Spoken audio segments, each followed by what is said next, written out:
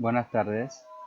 A partir de este momento voy a explicar a través de este ejemplo cómo se desarrolla un modelo matemático a través del método simplex. Ahora, como podremos ver, tenemos el siguiente problema que se presenta a través de maximizar la función de z, 10x1 más 4x2 más 8x3, sujeto a las siguientes restricciones. Como se pueden ver ahí, 1, 2, 3, 4 restricciones y la restricción de no negatividad. Ahora, ¿cómo lo vamos a empezar a desarrollar a través de Excel? De la siguiente forma. Como pueden ver aquí, empezamos con una tabla para empezar a ingresar cada uno de nuestros valores. Tenemos que maximizar z, como lo mencioné anteriormente, sujeto a estas restricciones. Lo primero que tenemos que hacer es entonces igualar todas las funciones. ¿Y por qué se tienen que igualar? Para poder entonces desarrollarlo a través de la tabla y agregar cuáles son las variables de holgura. Ahora tenemos, como la variable de z ya está igualada, simplemente vamos a despejar para que quede igualada a 0. Como se muestra aquí, tenemos que z es igual a 10x1 más 4x2 más 8x. Entonces, si despejamos para igualar a 0, tenemos que entonces sería z menos 10x1 menos 4x2 menos 8x3 es igual a 0. Y lo mismo tenemos que hacer entonces con las desigualdades, que son las restricciones. En la primera, para poder separarlos, siempre se tiene que agregar entonces una variable holgura. Como es menor o igual a, se debe colocar la variable holgura s. Como voy a escribir de la siguiente manera. Yo lo que voy a hacer es, para escribirlo de una forma más rápida, voy a copiarlo y lo voy a pegar aquí. Y voy a escribirlo tal cual como está. Borro entonces el menor o igual y le agrego la variable holgura s1 es igual a 24. Entonces, y así vamos a repetir el mismo procedimiento para las demás. Copio esto, las pego, agrego mi siguiente variable holgura, S2, elimino la desigualdad y las igualo, y así repito el proceso para las dos siguientes. Ahora que ya he terminado de definir o igualar todas mis restricciones, vamos a empezar a llenar la tabla. Como se puede ver, se empieza con las bases. ¿Y las bases cuáles son? Aquí yo voy a colocar todas mis, en las columnas coloco los coeficientes de todas mis variables o de todas mis funciones. Y acá en la base voy a colocar los nombres de mis holguras. Empezaría con la S1, luego S2, S3, S4 y aquí coloco mi función objetivo. Ahora, ¿qué voy a empezar a hacer? Voy a colocar los coeficientes de la restricción número 1. El coeficiente de la x1 en la restricción 1 sería 6. En la siguiente sería 4. Tengo que aquí sería 2. Como entonces dentro de las variables holgura solamente yo tengo en mi restricción 1, solo tengo la restricción 1, coloco un 1, los demás van a ser 0, 0, y la solución que tienen en este momento sería 24. Entonces yo escribo aquí mi 24. Repito el mismo proceso en mi siguiente restricción. Aquí tengo que el coeficiente de x1 sería 1 para la restricción 2, el coeficiente de x2 sería 1 también.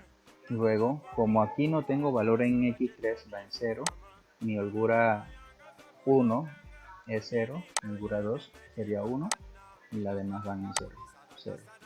Y su solución, de acuerdo a lo que tenemos aquí, sería 6. Ahora que he llenado toda la tabla, vamos a empezar a desarrollar nuestra siguiente etapa de la resolución del problema, que dice: tenemos que identificar primero nuestra columna pivote, como lo vemos aquí, y se considera la columna pivote como el valor más pequeño o el valor más negativo de z. En este caso, yo voy evaluando los valores de z. Como se puede ver, tengo menos 10, menos 4 y menos 8. ¿Qué significa? Que mi columna pivote de todas estas que tengo aquí sería la de la x1, porque es el valor más negativo de z. Así que yo la voy a subrayar o sombrear para poder identificarla de una manera más sencilla. Luego que ya encuentro mi columna pivote, tengo que encontrar mi fila pivote. Para encontrar cuál es mi fila pivote, se tiene que desarrollar la siguiente operación. Yo tengo que dividir mi valor de la solución entre la variable de decisión o entre el coeficiente de mi columna pivote. Y repito el mismo proceso en cada lado, como se puede ver aquí. Luego, para seleccionar la fila pivote de los 3 valores o de los 4 valores que tenemos en esta solución, yo tengo que elegir el valor más pequeño no negativo. ¿Qué quiere decir? Que este valor que tengo en la fila de S3 no aplica y el 0 por ende tampoco va a aplicar. Por lo tanto, yo tengo que elegir el más pequeño mayor que 0, sería este 4, así que mi fila pivote sería esta. Y para que uno necesita encontrar la fila pivote y la columna pivote para entonces poder determinar cuál es mi número pivote, que es el que voy a empezar a utilizar para empezar a llenar los campos o los valores en las siguientes interacciones. Ahora,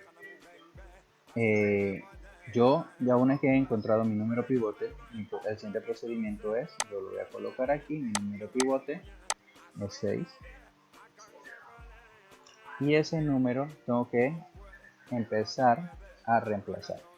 Dado de que mi columna pivote es la X1, para llenar la siguiente parte de la tabla, voy a escribir aquí entonces X1. Y todos los valores de mi fila entrante X1 van a estar divididos entre el número pivote. ¿Qué significa esto? Que yo voy a escribir aquí lo siguiente. Voy a agarrar mi valor de la fila actual y lo divido entre mi número pivote. Listo. Una vez que ya haya copiado la fórmula y la pego en los siguientes coeficientes de la fila, tengo que proceder a llenar los siguientes filas que tengo. Como la única que reemplacé, que es mi variable de entrada, fue la X1, ya la he colocado aquí. Ahora voy a empezar a llenar los valores de la variable holgura S2, la S3, la S4 y la Z. ¿Cómo se llenan estos valores? Se llenan de la siguiente forma. Los valores nuevos son el valor actual, es decir, este valor que yo tengo aquí, este sería mi valor actual, menos el valor de mi columna pivote, que también sería este mi valor de la columna pivote, multiplicado por el valor de mi variable entrante. Este sería el valor de mi variable entrante, este que está aquí. Entonces yo voy a escribir la fórmula que yo tengo que para establecer el valor de esta variable, yo tengo que decir mi valor actual es, voy a poner igual, mi valor actual es este, el valor de la fila de aquí arriba, menos, abro paréntesis, el valor de la columna pivote, que sería este también en este caso.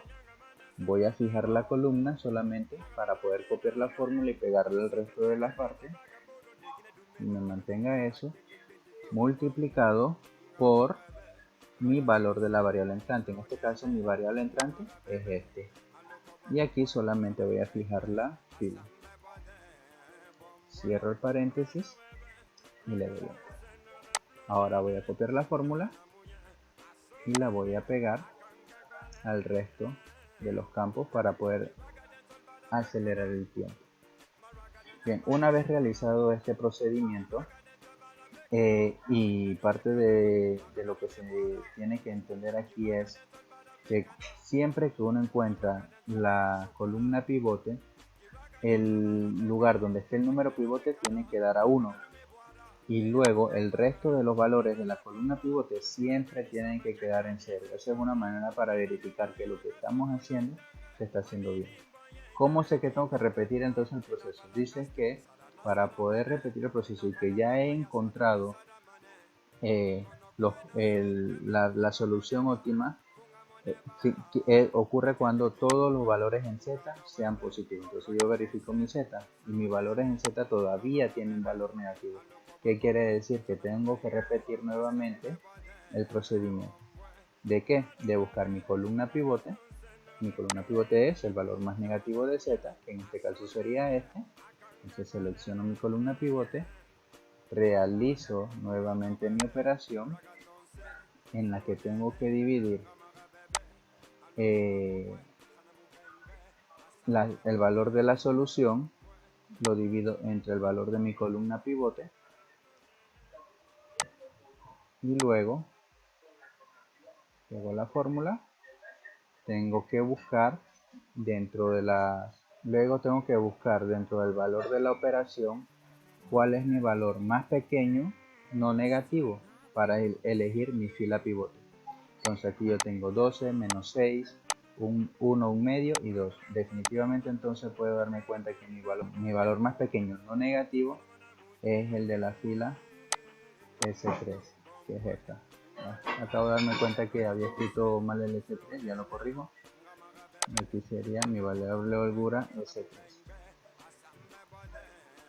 Bien, una vez que ya he encontrado y donde se cruza la fila con la columna pivote, este se vendría convirtiendo en mi número pivote. Y vamos a repetir los procesos. Yo escribo ahora, y mi columna pivote es X3, así que yo tengo que sale la S3 y entra la X3. Así que vamos a escribir mis interacciones X1, S2, aquí ya no tengo que poner S3, sino que coloco X3, que sería mi variable X3, la S4 y mi Z. Y empezamos a llenar los valores de la variable entrante. Como habíamos dicho anteriormente, para poder definir los valores de la variable entrante, yo tengo que dividir el valor actual, entonces el valor actual dividido entre mi número pivote. Bien, copiamos la fórmula, copiar, lo pegamos hasta aquí, hasta la parte de solución, y luego para llenar los siguientes valores habíamos definido que yo tengo que agarrar mi valor actual menos, abro paréntesis, mi valor de la columna pivote. Mi valor de la columna pivote es este, vamos a bloquear solamente la columna, multiplicado por el valor de la variable entrante, que sería este, ¿cierto? Este que está aquí. Y bloqueamos aquí solamente la fila. Listo, cerramos paréntesis, damos enter, copiamos la fórmula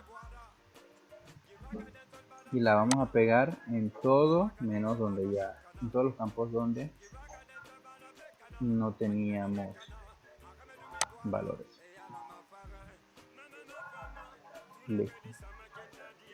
Ahora, ¿cómo yo sé qué debo hacer si tengo que repetir una nueva interacción? Como había dicho anteriormente, la repito en el caso de que los valores de z existan valores negativos, porque si hay valores negativos todavía no he encontrado la solución óptima. Pero como yo puedo revisar, ahora mismo ya no existe ningún valor de z negativo.